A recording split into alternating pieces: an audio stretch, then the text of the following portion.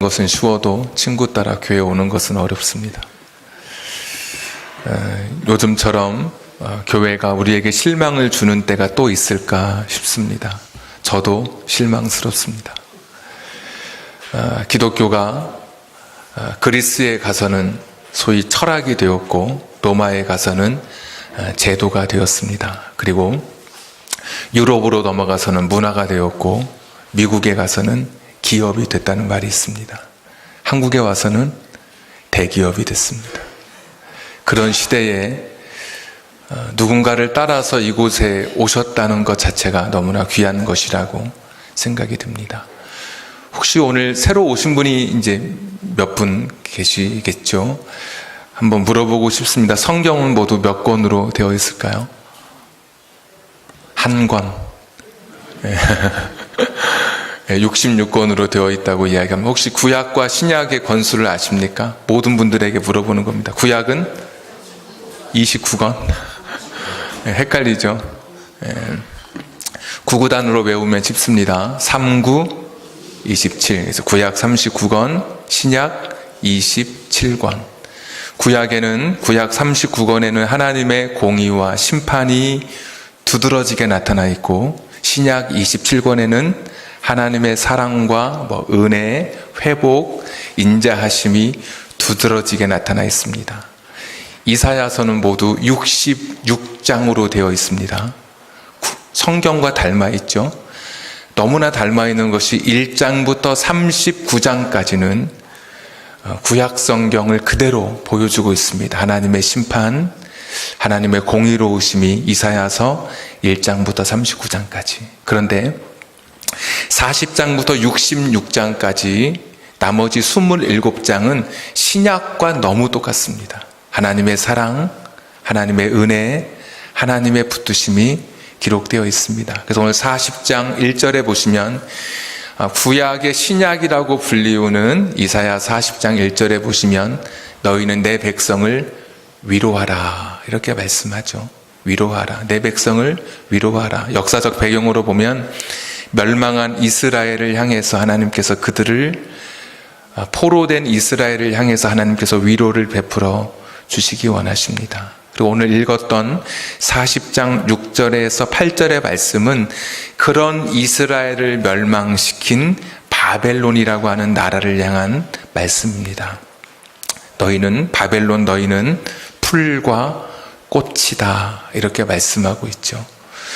우리에게 풀과 꽃은 어떤 느낌이냐면 하루를 시작하는 신선함, 상큼함, 좋은 단어 생각해 보십시오. 굉장히 밝고 발랄한 그런 이미지지만 중동에서의 꽃과 풀은 우리가 갖는 그런 생각이 아니죠. 아침에 이슬을 머금고 잠깐 고개를 들지만 이내 뜨거운 태양이 내려쬐면 그냥 고개를 숙여버리는, 그리고 마침내 말라 죽어버리는 그런 것을 연상하게 됩니다. 풀과 꽃 7절에 보시면 풀은 마르고 꽃이 시들면 정확하게 하나님께서 다시 말씀해 주고 있습니다. 풀은 마르고 꽃은 시든다. 이 바벨론이라고 하는 이 강력한 국가는 성벽의 두께가 헤르도토스라고 하는 역사가의 말을 빌리자면 한 번에 마차 6대가 다닐 만한 그런 두꺼운 성벽을 자랑하던 제국이었습니다. 자신들의 군사력, 자신들이 가지고 있는 이 국가 조직은 그 누구도 허물 수 없을 것이라고 생각했었습니다. 그럼에도 불구하고 이 제국은 허망하게 무너져 버리고 맙니다. 이 시대에도 바벨론과 같이 나의 지식, 나의 생각, 내가 가진 힘으로 이 세상을 살 수 있다라고 생각하는 분이 여기 계실 것입니다. 지금까지도 내가 잘 살아왔다고, 내 경험으로 내가 가진 그런 능력으로 얼마든지 세상을 살 수 있다라고 생각하는 분이 계실 것입니다. 그런 분에게 성경은 오늘 말씀합니다. 당신은 풀이요, 당신은 시들은 꽃이라고 이야기합니다. 인간은 얼마나 유한합니까? 판단도 결정도 얼마나 어리석은 그런 선택 해서 우리가 후회하고 방황하고 계십니까? 그 많은 갈림길에서 여러분은 제대로 지금 여러분이 내린 판단과 결정이 옳다고 생각하십니까? 한 10년 전쯤에 미국을 울린 한 사건이 있었습니다. 재미교포 제임스 킴이라고 하는 한 분이 목숨을 잃었습니다. 폭설로 인해서 차가 산속에 가로막혔는데 일주일을 버티다가 어린 두 아이와 아내를 살리기 위해서 눈보라를 뚫고 휴게소를 찾아 나섰습니다. 26km를 걸었습니다. 근데 마침내 죽었습니다. 신문에 보면 1.6km만 더 걸었더라면 휴게소가 있었습니다. 여러분, 이게 인간이죠? 필사적으로 몸부림쳤지만 더 걷지 못하고 주저앉았습니다. 그런데 사실은 더 안타까운 이야기가 있습니다. 그 신문의 보도에 보면 제임스 킴이 만약에 반대로 걸었더라면, 이것이 신문의 제목입니다. 기사의 제목. 26km를 걸었지만 마침내 1.6km를 더 걷지 못해서 안타깝게 눈보라 속에 자신의 하나밖에 없는 그 생명, 자식들, 아내를 떠올리면서 차갑게 식었을 그의 몸을 생각해 본다면 얼마나 비극입니까? 그런데 그 신문의 기사처럼 그가 만약에 반대로 걸었던 방향이 아니라 반대로 걸었더라면 800m만 걸었다면 휴게소가 있었다는 겁니다. 얼마나 필사적으로 여러분 노력하며 살아가십니까? 얼마나 최선을 다해서 살아가십니까? 근데 여러분이 가는 길이 지금 제대로 가는 길이라고, 방향이 맞다라고 확신하실 수 있는 분이 여기 계십니까? 우리 인간은 유한한 존재입니다. 풀과 꽃 같은 존재입니다. 지지난주에 우리 교회에도 2번의 장례식이 있었습니다. 그런 존재입니다. 소년이었고 청년이었지만 어느새 중년이 되고 노년이 됩니다. 계단 하나가 히말라야 산처럼, 그 산맥처럼 무섭게 느껴지는 그런 시기가 곧 찾아오게 되지 않습니까? 여기저기서 아프다고 신호를 보내옵니다. 그만큼 썼으니 아플 만도 사실 하겠죠. 저는 벽제 장례식장에 갈 때마다 항상 가면은 고인을 모시고 가는데 화구 앞에 들어갈 때 꼭 목사를 앞에 세우지 않습니까? 그리고 고인이 뒤따르고 유족들과 성도들이 뒤따르게 합니다.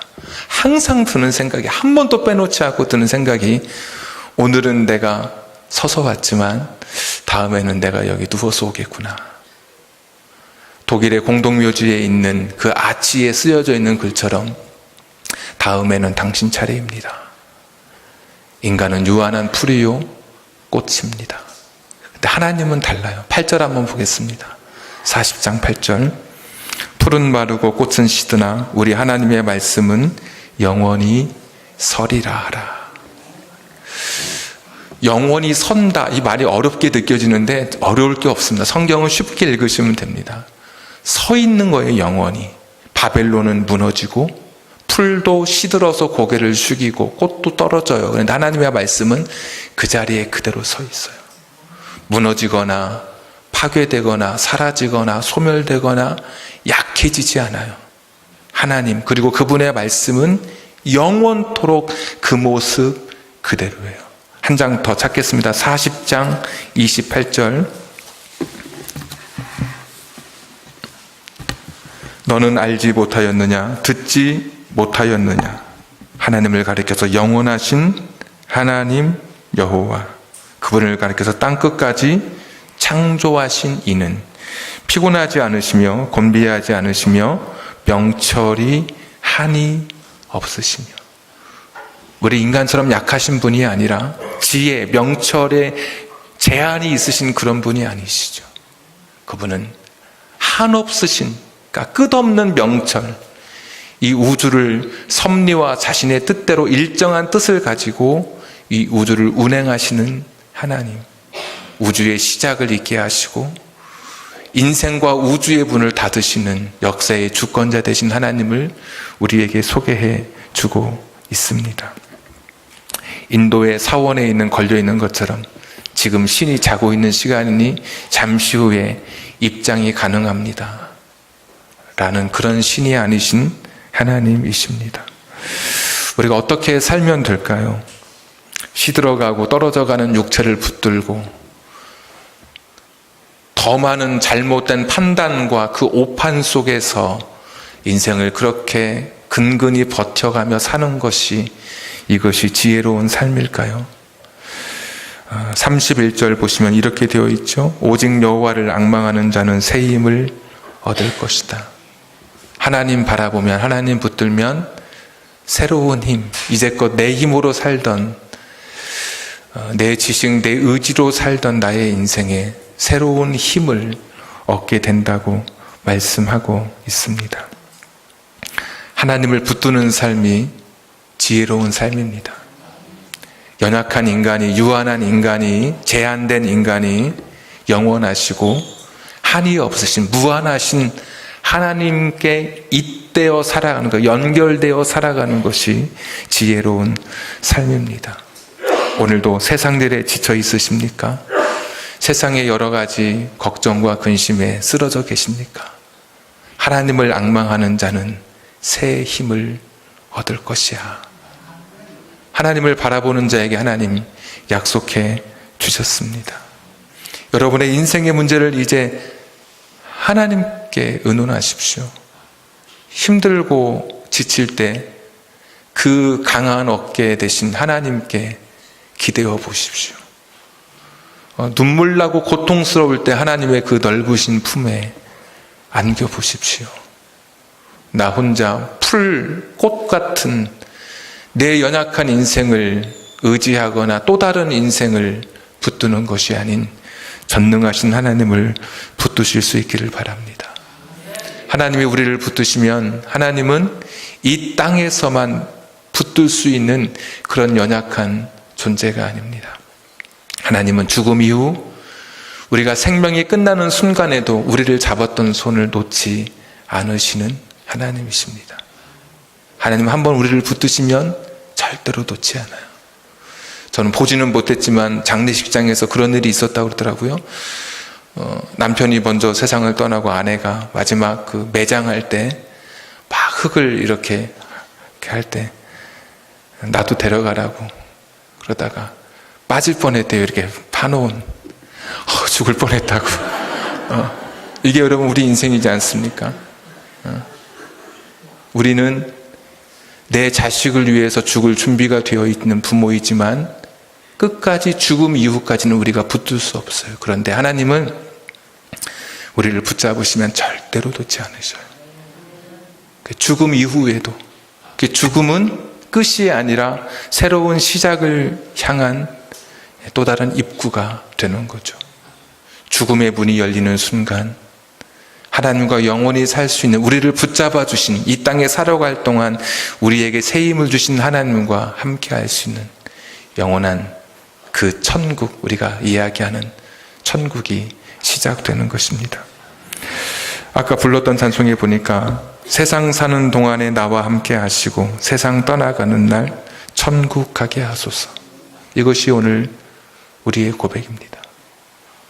세상 살아갈 동안에 풀과 꽃 같은 연약한 인생으로 내 한계 속에 살지 않고 새 힘 주시는 하나님을 붙들고 살다가 세상 떠나가는 날 그 손 그대로 붙든 채 천국의 삶을 내게 달라고 고백하는 것입니다. 천국은 존재합니다. 사랑하는 사람을 만나기 위해서라도 여러분 천국은 존재해야죠. 그렇지 않습니까?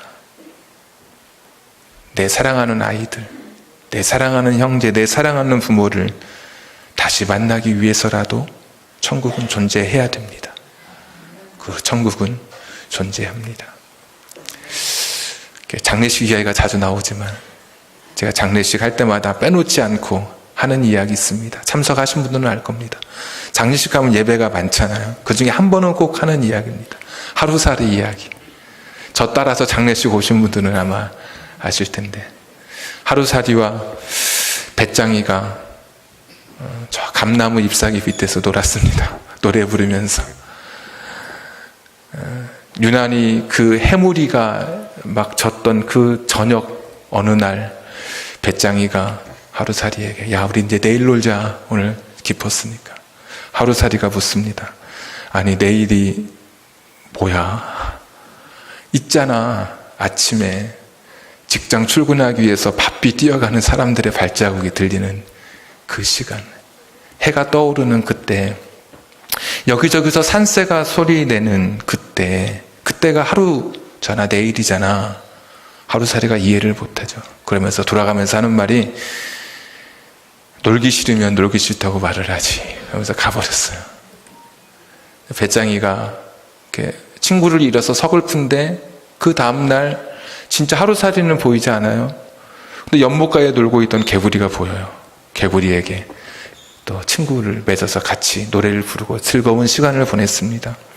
지금처럼 쌀쌀해지니까 개구리가 배짱이에게 이제 추우니까 내년에 놀자고, 나는 좀 잠을 자야 되니까 내년에 놀자고 이야기를 합니다. 야, 내년이 뭐냐 도대체? 배짱이가 물었죠. 그 있잖아, 뭐 얼음도 녹고 뭐 아지랑이가 피어오르고 사람들의 옷차림이 가벼워지는 그때 내년, 이해를 못하고 떠나갔습니다. 여러분, 천국이 없다고, 내일이 없다고, 내년이 없다고 여러분 장담하실 수 있으십니까? 내가 모른다 그래서, 내가 가보지 않았다고 해서 내일, 미래, 천국, 죽음 이후의 삶에 대해서 여러분 감이 없다라고 말할 수 있는 분이 여기 누가 있겠습니까?